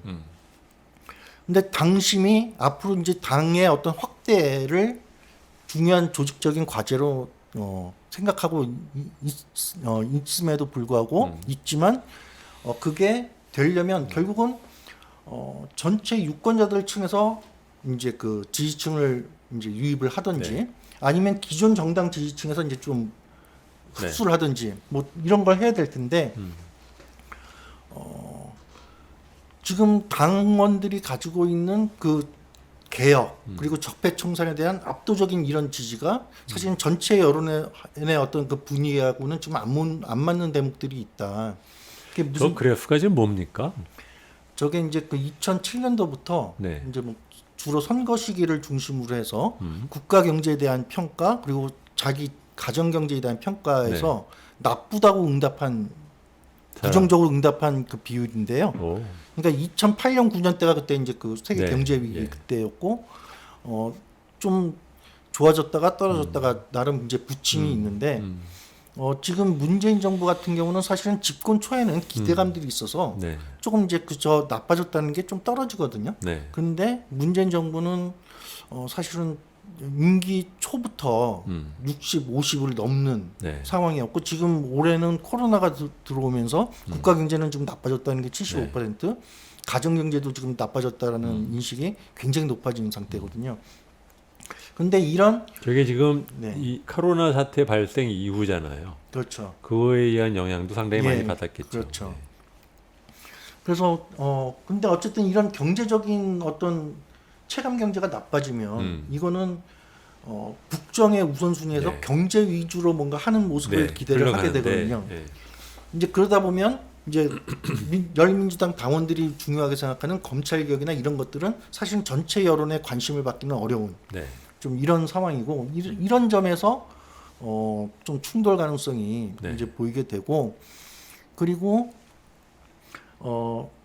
그거와 연장선상에서 지금 이번 정부 초기부터 사실은 체감 경제가 나쁘다고 그랬기 때문에 실제로 국정의 최우선 과제 응답을 보면 일자리 고용 그리고 뭐 이제 뭐 저출산 고령화 좀 민생과 관련된 얘기들을 우선으로 생각하는 비율들이 이제 계속 높고요. 계속 톱을 유지하고 있고 문재인 정부가 잘했다고 하는 영역에 대한 우선순위가 낮아요. 이게 문재인 정부한테는 좀 약점으로 작용하는 건데 가령 대북 정책이나 복지나 이런 것들에 대해서는 지금 평이 좋거든요. 저 오른쪽 그래프를 왼쪽은 우선순위에 대한 평가고 오른쪽은 잘했냐 못했냐에서 잘했다고 한 평가. 누가 현 정부가 아니요. 누가 저렇게 대답을 전체 했나요? 국민들이 네. 여론조사에서 네. 그러니까 최우선 과제라고 하는 것들은 일자리 고용은 계속 높아지고 뭐 저출산 고령화 계속 이제 그 40, 50대 높은 편이고 사회 안전 문제가 사회 안전하고 이제 보건이 코로나 때문에 이제 높아진 네. 추세였는데 정부에서 좀 정부가 잘했다고 평가가 주로 복지 쪽하고 대북 정책에서 있었거든요. 근데 그 부분에 대한 이제 정책 우선순위 평가가 국민들이 그렇게 중요하다고 생각하지 않는 파트라는 네. 거죠. 그래서 성과가 나는 대목과 국민들이 생각하는 그 우선순위의 이 미스매치가 지금 나타나고 있고, 근데 이 미스매치가 열린민주당 당원분들한테도 똑같이 적용되지 않을까 그런 생각이 드는 거죠. 열린민주당 당원들이 생각하는 우선순위와 국민들 전체 국민 여론의 어떤 분위기 속에서 중시하는 우선순위 간의 충돌, 이게 나타나면 역시 이제 그 자체가 이제 좀 당의 확장과 어떤 지지 기반을 확대하는데, 그러니까 저 표는 보면 국민들은 일자리 고용, 사회 안전, 주거 부동산, 저출산 고령화, 보건 의료 이런 순으로 네. 우선이라고 생각을 하지, 네. 대북 정책이라든가 환경이라든가 복지 분배는 우선순위에서는 떨어진다는 말씀이시죠? 네네, 맞습니다. 네, 네. 네, 그래서 그런 미스매치가 나타나고 있고, 그리고 그러니까 당심과 민심에서 이제 고려해야 될 대목이, 그러니까 저번 총선이 굉장히 사실은 충격적인 결과였잖아요. 이제 184 압도적인 지지. 네. 그러니까 이것과 관련된 이제 해석들이 이제 있었는데, 그 180석을 그런 어떤 강한 개혁 드라이브를 하는 어떤 아니, 힘으로 국민들이 봤거든요. 저렇게 뽑아놓고 180석은 과도하다고 생각하는 사람이 55%다. 네네. 자기들이 뽑아놓고 이거 이렇게까지 갈 거는 아니었다 이렇게 네, 생각한다는 그렇죠. 네, 얘기네. 네, 맞습니다. 그러니까 그건 무슨 얘기냐면, 그러니까 이게 다수제이기 때문에, 그러니까 그렇죠. 사실은 비례제가 아니기 예. 때문에 제대로 된 비례제가 예. 아니다 보니까 과도하게 표가 그러니까 의석이 쏠렸다. 그렇죠. 네, 지지도에 비해서. 그러니까 애초에 생각했던 그거보다는 많이 갔고, 네. 그러니까 사실은 한국 유권자들 특히 이제 중간층에 있는 분들은 어느 한 세력이 독주하고 이런 것에 대해서 굉장히 경계감이 크거든요. 그렇죠. 근데 180석이 되다 보니까 그런 견제 심리나 이런 게 작동을 하고 있는 네. 상황인데, 그러니까 요 그림 마지막 요것만 한번 보여드리고 싶은데, 아까 원래로 돌아가면 잠깐 이게 굉장히 길어지면서 시청자분들이 피곤해할 것 같은데 아, 그래요? 현재 지금 동시 접속자가 몇 명이나 돼요? 2,800명. 꽤 되네. 생각보다는 여러분 아직도 안 지치셨어요? 저는 지금 제가 듣는데도 지치는데 제가 좀 지친 분들 이렇게 기지개 한 번씩 하십시오. 저는 제가 피곤하네 나. 요 그림 다시 한번 보여드리고 싶은데요. 네. 언제 떨어지고 언제 올라가느냐 이런 뭐 이슈도 중요한데, 네. 저 올라갔다가 크게 출렁일 올라갔다가 출렁이는 게 한 두 번 정도 있었죠. 있지 않습니까? 근데 재밌는 게 뭐냐면 저 첫 번째 그림에서 최고점을 찍었다 떨어지는 저 시점이 언제냐면 지방선거예요. 아, 지방선거에서 압승을 했잖아요. 네. 그리고 선거를 압승하자마자 급락을 하죠. 그리고 오른쪽에 웨이브가 언제냐면 그렇죠. 네. 총선에서 압승을 그렇죠. 하고 네. 급락을 해요. 저 굉장히 궁금했어요. 뭐지? 왜 선거가 끝나고 나면 지지율이 이렇게 떨어지는 거야? 그래서 저는 그게 다수결 때문에 그런 경향이 있다. 저는 저의 지금 가설은 예, 조금 예. 더 이제 분석을 해봐야 되지만, 그러니까 선거의 메시지가 굉장히 큰 압승을 줬잖아요. 네. 아까 저 그 개혁 드라이브 뭐 그런 것과 연관을 시켜보면 사실은 우리는 다수제이기 때문에 국민들이 생각하는, 그러니까 사실 저 때 승리의 상당 부분은 야당이 잘못했다는 것에 대한 그렇죠. 심판의 응징이지. 예, 응징성이 컸고, 네. 정부 여당에 대한 전폭적인 지지나 이런 거는 아니었던 거죠. 네. 정부 여당에 대한 사실은 견제 심리도 있고 그렇죠. 불만들도 누적된 상황이었는데, 네. 그럼 그렇게 선거를 크게 승리하고 난 다음에 좀 뭔가 그런 우려들에 대한 어떤 대책이나 뭔가 좀 달라진 모습 이런 걸 기대하는데, 지금 저 선거 끝나고 지금까지 정부 여당이 보여줬던 모습은 이제 힘을 얻었으니까 밀어붙이는 좀 그런 어떤 것으로 좀 활용하지 않았나. 저는 그러니까 열렬 지지자들은 도리어 180석 해줬으니까는 밀어붙여라라고 얘기하는데 국민들 다수는 야 다수결제 때문에 너희들이 거기까지 간 거지 너무 그걸로 이렇게 너무 독점은 곤란하다 이렇게 얘기한다는 네, 그런 그런 견제 심리하고, 그리고 선거가 끝나면 이제는 좀 경제 쪽에 신경을 써줬으면 오케이, 좋겠다. 오케이. 뭐 이런 이제는 경제 예, 쪽에 예. 신경을 좀 써라. 그러니까 저번 지방선거 때는 남북 정상회담 공문서 쪽에서 치솟았던 거잖아요. 그리고 이제 선거 끝나고 이제는 좀 민생을 했으면 좋겠다 하는데 사실 그 해 연말까지 계속 대북 드라이브를 네, 걸었거든요. 그런 요인들을 그래서 선거의 메시지를 좀 잘못 읽고 좀 했던 게 기본적으로 큰 승리 이후에 급격한 하락으로 이어지는 네. 그런 핵심 요인이 아닐까 이런 생각을 해봤고요. 그래서 뭐 요런 근데 어떤 그 얘기를 지금 왜 하시는 거죠? 마지막 그 파트에서 결국은 민심과 당심. 네. 그러니까 제가 파악한 바로는 저 당심 당원분들의 어떤 정서나 이런 것들이 그런 어떤 개혁 드라이브 뭐 밀어붙이고 이제 하는 이런 쪽의 어떤 정서가 굉장히 강한 상황인데 네. 그게 현재 어떤 현상 유지 차원에서는 나름 뭐 당원분들의 정서나 지금 활동에 대해서 만족도가 높기 때문에 유지는 할 수 있겠지만 이게 앞으로 당의 조직 확대나 기반 확대나 그러니까 어떻게 보면은 당원들의 열렬한 그 이념적인 또는 뭐 가치적인 지향의 그 선명성이 그 확장성을 제한할 수 있다. 잘못하면 그렇죠. 주변 예. 정당화로 그렇죠. 머물 가능성, 네. 위험이 성능이 높다. 네. 뭐 그런 얘기인 거죠. 그렇죠. 그러니까 그런 의미에서 그러니까 특히 선거 메시지를 어떻게 읽느냐가 굉장히 중요했다고 생각하기 때문에 네. 같이 고민해 보자는 차원에서 이제 네, 그 네. 그림을 막 돌렸고요. 마지막 이제 정리를 하겠습니다. 네. 여러분 얼마 안 남았어요. 마지막 정리를 합니다. 마지막 음. 이거는 앞으로 이제 잠재적인 어떤 균열 요인 중에 하나인데요. 지금 한국 사회에서 뭐 젠더 문제에 대한 어떤 인식 격차 혹은 어떤 갈등 이런 게 많이 이제 이슈화되고 있는데 열린민주당 내에서도 이거는 잠재적인 갈등 이슈가 되겠다 싶은 대목이 있어서 한국 사회가 여성 차별이 존재하지 않는다. 이 두 가지에 대한 현실 인식에 대한 어떤 평가를 물어봤는데요. 여성 차별이 존재한다는 응답이 54%, 네. 그리고 여성 차별이 이제는 존재하지 않는다. 이런 의견이 한 39%. 뭐 물론 많긴 하지만 이런 인식 차이가 있고요. 특히 남성 당원과 여성 당원들 사이에 인식 차이가 상당히 제법 있는 걸로 보였습니다. 여성 차별이 없다는 인식이 남성 당원들 사이에서는 거의 50% 가깝게 한국에서 더 이상 여성 차별이 존재하지 않는다 이런 입장을 보이고 있고 여성분들은 좀 세대별로 좀 차이가 납니다. 이게 뭐 모르겠다가 7이면은 나머지는 이제 뭐 거의 없다고 모르겠다 하더라도 그러면은 예를 들어서 지금 차별이 존재한다고 사람이 54인데 이거를 연령대로 나눴을 때 18, 29에서 45면은 55나 아니면 50 몇 %는 있다라고 얘기한다는 그렇죠. 거죠. 네. 네. 근데 여자의 경우에 저는 이게 참 해석하기가 되게 어렵네요. 네.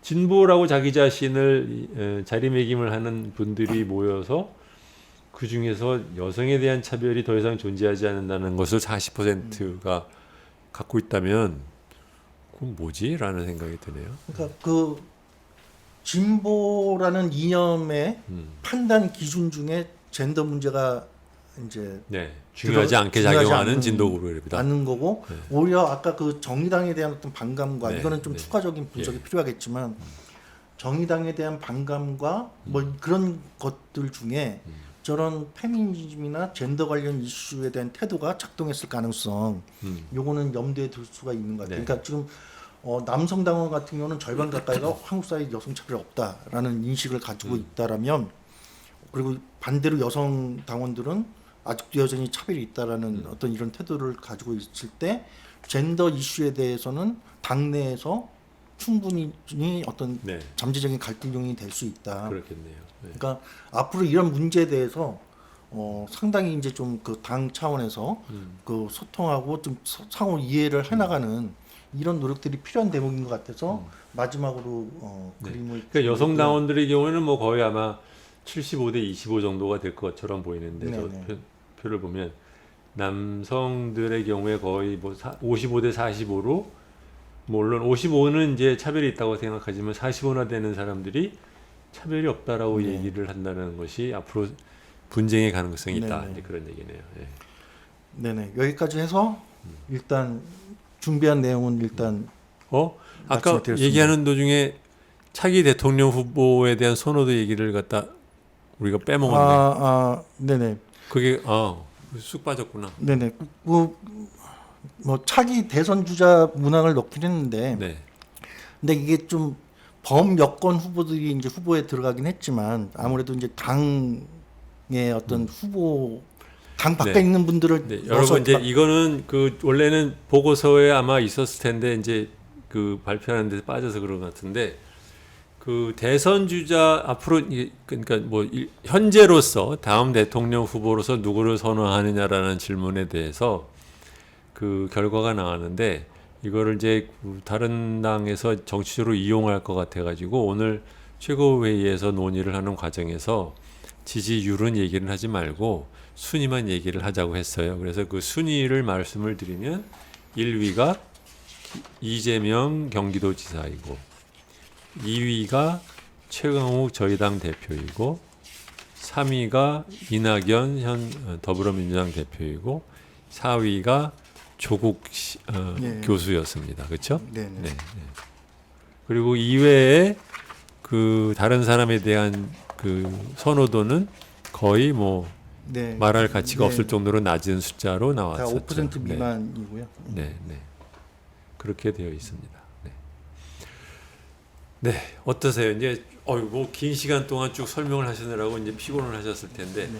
잠시 쉬시면서 제가 그냥 얘기를 갖다 잠깐 좀 하면 물도 한잔 예, 예, 하십시오. 예. 네. 우선 저 분석하고 난 다음에 좀 미진하다고 느끼시는 것은 없으셨나요? 그러니까 결과는 있는데 네. 사실은 의미의 해석 이 어려운 부분이 있어요. 그분들이 그러니까 가령 사실은 그건 모든 문항들에 대해서 다 어느 정도는 있는 문항들인데, 그렇죠. 그러니까 아까 뭐 진보 네. 그 성을 측정하기 위한 그런 어떤 지표들이 사실은 양분형이고, 그렇죠. 네, 일부러 이렇게 네. 강조를 했죠. 이제 그 이슈별 일관성을 중심으로 해서 이제 사람들의 의견을 좀 보기 위해서 좀 강하게 이분형으로 물어보긴 했는데 사실은 개인들이 갖고 있는 생각들은 이 스크린은 왜 안 나와요? 네. 굉장히 이제 사람들의 생각이라는 건 하나의 이슈에 대해서도 굉장히 다차원적이잖아요. 근데 그걸 이제 짧은 설문 문항에 그 다양한 뉘앙스들을 다 넣어서 이렇게 물어보는 게 쉽지는 않은 그렇죠. 작업이고, 네. 그래서 특히 이번 문항은 좀 강하게 이분형으로 물어본 문항들이 많아서 실제로 그런 의미가 도대체 어떤 건지 이제 그런 부분에 대해서는 좀 더 알아보고 싶은. 근데 원래 생각이 들고요. 일반적으로 그 대중을 상대로 설문을 조사를 했을 때 그 설문의 결과가 컨시스트한 어떠한 디렉션이나 어떤 그 의미가 일관되게 나오지 않을 때가 서로 충돌되는 결과를 또 대중이 가질 때도 많지 않나요? 네, 많습니다. 네. 그러니까 그 부분이 예전 선거 분석 이론과 최근의 선거 분석 이론이 굉장히 충돌하는 지점인데요. 그러니까 예전에는 사람들의 어떤 그 지적 능력 이런 것을 그 이슈별 일관성 이게 있는 사람들이 이제 그 어떤 정치적으로 네. 혹은 어떤 그 지적으로 뛰어난 역량을 가진 사람으로 이렇게 평가를 했고요. 그러니까 가까이 보세요. 예. 하나의 이슈에 대해서 하나의 진보적인 입장을 택하면 다른 이슈에 대해서도 일관되게 진보적인 네. 입장을 택하는 게 어떤 그 합리적인 어떤 네. 유권자의 모습으로 비춰주고, 그게 왔다 갔다 하는 사람들은 개념이 없거나 어떤 정보가 없거나 무관심한 유권자, 그러니까 무지한 유권자로 이제 그 이해했던 게 사실은 전통적인 선거 이론의 핵심이거든요. 근데 90년대 이후에 좀 인지과학의 어떤 성과들이 이제 도출되면서 인지심리학 하시는 분들 중심으로 해서 사람들이 어떤 대상에 대해서 그런 상반된 입장을 갖는 것이 굉장히 자연스러운 자연스럽다. 맞아요. 거다. 그러니까 예, 예. 가령 가격은 이게 좋고 디자인은 저게 좋고, 맞아. 그러니까 북한에 대해서도 예전에는 그러니까 한국에서 진보 보수를 가르는 게 친북이냐 반북이냐 친미냐 반미냐 그러니까 이런 어떤 그 이분법적인 틀로 이제 그게 일관될 때 진보 네. 반대일 때 보수 이렇게 얘기를 했었는데 북한에 대해서도 긍정적인 태도와 부정적인 태도가 공존할 수 있고 뭐 미국에 대해서도 마찬가지고요. 그리고 최근에 어떤 이슈로 보면 복지에 대해서도 사실은 마찬가지입니다. 복지와 성장 중에 어떤 걸 택할 거냐. 그러면 사실은 다수 여론은 복지를 중요하게 생각을 하거든요. 그런데 그럼 방법적인 측면에서 보편 복지를 할 거냐, 선별 복지를 할 거냐 이렇게 물어보면 사실은 현실적인 어떤 재정 부담이나 이런 걸 고려해서 선별 복지를 답하는 사람들이 있거든요. 그러니까 네. 하나의 복지에 대해서도 이쪽에서는 진보적 가치, 다른 쪽에서는 보수적인 어떤 가치 이게 공존할 수 있다라는 게 최근에 이제 네. 소위 말하는 상충수적 이론이라고 네. 해서 이런 크게 두 가지 흐름이 사실은 경쟁을 하고 있고요. 지금 한국의 유권자로 놓고 보면 그러나 좀 일관된 진보, 일관된 보수가 약 양쪽에 한 25%에서 30% 정도가 이제 존재를 하는 것 같고 그 중간이 한 40% 정도 되는데 이 중에서 절반 정도가 입장이 없거나 무지하거나 그런 게 아니라 차원에 따라서 이런 부분에서는 진보적인 거, 저런 부분에서는 보수적인 거. 그러니까 판단을 하면서 그런 어떤 태도가 상충하는 소위 말하는 저는 이제 그 부분들을 이제 스마트 유권자라고 부르고 있는데 그런 분들이 그 가운데 있는 40% 중에 한 절반 정도고 나머지 절반 정도가 좀 무관심하거나 정말 이제 좀 정치에 관심 없거나 이런 분들 좀 이런 어떤 양태로 나타나는 것 같아요.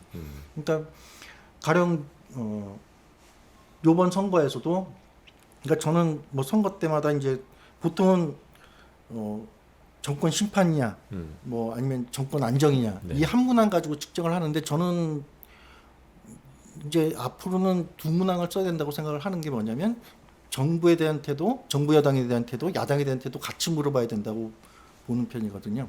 그러니까 무슨 말이에요, 그게? 그건 무슨 얘기냐면 정부를 싫어한다고 해서 야당을 지원하는 게 아니라 네. 그러니까 정부가 잘못해도 야당이 뭔가 대안이 되지 못하면 네. 그 지지가 이전되지 않는 그런 패턴이 이명박 정부 시기부터 굉장히 이제 강화돼 왔었고요. 그러니까 예전에 안철수 현상 같은 경우가 사실은 대표적으로 그렇죠. 여당도 마음에 안 들고 야당도 마음에 안 들고 그러니까 여당이 싫다고 야당 지지로 이어지지 않는 이런 어떤 유권자층이 늘어났던 결과라고 생각이 들고 그래서 그거랑 우리랑 무슨 상관이에요? 그러니까 아까 저 태도를 보면 이념에 대한 태도를 보면 굉장히 일관된 이 층은 네. 전통적인 그 진보적인 입장을 가진 층 그런 일관성을 가진 성향을 가진 분들인데 결국은 당세가 확정된다는 건 그렇지 않게 상충적으로 생각하는 그 층과의 어떤 유입이나 그런 분들과의 연대 이런 게 돼야 확장이 된다라는 이제 그런 거죠. 그러니까 지나친 일관성은 그러니까 일반 국민은 모든 문제에 대해서 이렇게 일관적으로 생각하지 않고 다양한 생각이 섞여 있는 사람들이 대부분이고 설사 자기를 진보라고 생각하더라도 여러 가지 다양한 건별로 다양한 의견들이 분포되어 있는데 우리 당 당원들은 거의 너무 어떻게 보면 지나칠 정도로 한쪽으로만 일관성을 가지다 보니까 도리어 다른 진보적인 성향의 국민들과도 굉장히 많은 다른 양상을 보일 수 있겠다. 이제 그런 얘기겠네요. 네네. 그래서 근데 본인들의 생각이 일관성을 갖는 걸 나쁘다고 얘기할 수도 없고, 그렇죠. 그건 존중을 해야 될 건데, 그러니까 그렇지 않은 사람들과의 관계를 어떻게 맺을 거냐. 그렇지 않은 사람을 너무 자기들이 막 욕하고 그러면 안 되겠지. 예. 적어도 그런 사람들 있다는 걸 인정은 하면서 그 사람들로 하여금 우리 쪽으로 오도록 어떻게 설득을 할 거냐라는 숙제가 남는 거겠죠. 그렇죠. 네. 그래서 그냥 그런 점에서 볼 때 이제 아까 우려되는 대목들이 가령 당론 이외의 것들을 그렇죠. 허용하지 말자. 이런 게 그렇죠. 과도하게 되면 그러네요. 외부에서 다른 생각을 가진 사람들 같은 경우 이 당에 가기 무서워. 그렇겠죠. 네. 이제 그런 상황이 되겠죠. 네, 그러네요. 저도 뭐 이번에 그 결과를 보고 한편으로는 이제 그래야 이제 저희 당 지금 최고위원들도 그 동안에 이제 당원들과의 접촉 또는 뭐 게시판 뭐 이런 것들을 통해서 어느 정도 당원들의 성향에 대해서 알고 있기 때문에 이 결과에 대해서는 뭐 어느 정도는 예상했다라고 생각을 하면서도 아, 이렇게까지 강했나라고 에 대해서는 조금 놀랐던 것 같고, 두 번째로는 그러면서 그뭐 남녀 평등 문제라든가 이런 면에서는 또 좀 이해하기 어려운 또 분포를 보이기 때문에 어떻게 이것을 갖다 생각을 해야 되나 뭐 이런 생각도 있고, 또 아까 지금 말씀하신 것처럼 중요한 것은 이렇게 그 소위 말하면 대단한 선명성의 결집이 이 당의 확장을 가로막게 되지 않을까라는 그런 또 우려를 좀 당 지도부도 좀 하는 것 같고 뭐 그런 것 같습니다. 여러분들은 어떠신지요? 뭐 오늘 이번 방송을 보시면서도 뭐 처음 듣는 얘기니까 충분히 그 머릿속에서 정리가 되지 않았을 수 있습니다. 그러니까 여러분들 좀 더 생각해 보시고 이런 것에 대한 의견을 뭐 댓글을 통해서나 아니면은 열린민주당 카페에 글을 좀 올리시면서 얘기를 좀 많이 더 해볼 필요가 있는 것 같습니다. 이번에 그 설문의 가장 큰 그 가치는 그 여러분들이 우리들의 이 그룹이 당원이라는 그룹이 어떤 생각을 하는지를 여러분들이 자신이 아는 것이 굉장히 중요했다고 보고요. 두 번째로는 그 다음에 이걸 갖고 그러면 앞으로 이 당이 좀 더 여러분 자신이 말씀하시기를 우리 당의 가장 넘버원 이슈가 당원을 모아야 된다라고 얘기를 하시는데, 그러면 이거를 기초로 그럼 당원을 더 모으기 위해서는 우리가 어떻게 할 거냐라는 그런 생각을 좀 할 필요가 있는 것 같아요. 문재인 정권에 대한 성공을 지원을 해야 된다라는 이슈도 잘 생각해 보면 권리당원 10,000명에 국회의원 3명을 갖고 과연 문재인 정권의 성공을 위해서 우리가 지원을 한다는 게 구체적으로 무슨 뜻이냐라고 생각을 하면 사실 딱 떠오르는 게 없어요. 그렇죠? 그렇기 때문에 이제 독자적인 의견이 다를 경우에 독자적인 의견도 좀 내야 된다고 얘기하시는 게, 예를 들면 뭐 더불어민주당이 검경 수사권이라든가 검찰 개혁에 좀 더 적극적이지 않으면 우리가 좀 더 적극적인 내용을 말해야 된다, 이런 정도로만 이해를 해야 되는지, 아니면 뭐 여러 가지 뭐 복지 정책이라든가 뭐 이런 면에서도 우리가 좀 더 목소리를 내야 된다는 건지. 근데 또 목소리를 낸다는 게 또 무슨 뜻일까? 그러니까 물론 그 국회에서의 활동만으로 모든 정당의 활동을 평가할 수는 없지만, 그렇다면 이제 우리 당이 당원을 모으고 당세를 모으면서도 현재 문재인 정권의 성공을 위해서 일을 해야 된다는 것이, 그것이 구체적으로 무엇일까라는 것을 담는 것은 물론 지도부가 더 고민을 해야 될 문제지만, 여러분들도 소위 말하면 이제 그 소리 높여 질러대고 신나하는 것으로 끝나면 안 된다라는 그런 그 숙제를 우리가 갖고 있는 것 같습니다. 여러분 저 재미있게 보셨는지 모르겠어요. 아마 여기에 대한 고민 또는 아마 앞으로 최강욱 대표나 저희들이 여러분과 같이 또 얘기를 하는 기회를 가질 것 같습니다. 오늘은 여기까지 하겠습니다. 오늘 수고 많으셨습니다. 감사합니다. 고맙습니다.